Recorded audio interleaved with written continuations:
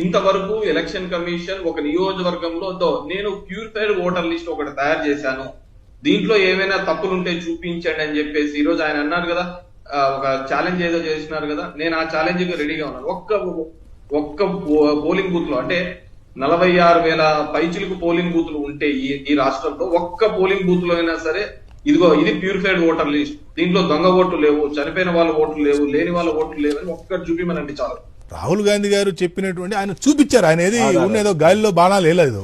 ఆయన కూర్చొని ఇదిగోనైనా ఇదిగో ఈ ఓట్లు అని చెప్పి స్పష్టంగా చూపించిన తర్వాత మీరు ప్రమాణం చేస్తారా? ఇదేంటి ప్రమాణం చేస్తారా, పూజలు చేస్తారా అని ఎలక్షన్ కమిషన్ అడగటం ఏంటి? మీరు చేయాల్సిందేంటి? ఎస్, మీరు ఇదిగో ఈ విషయం మహదేవ్పురాలో ఈ విషయాన్ని మీరు ప్రస్తావించారు, ఇది తప్పు.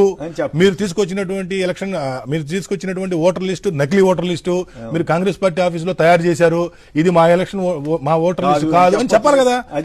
చెప్పకుండా ప్రమాణాలు చేస్తారా, పూజలు చేస్తారా, యజ్ఞాలు చేస్తారా?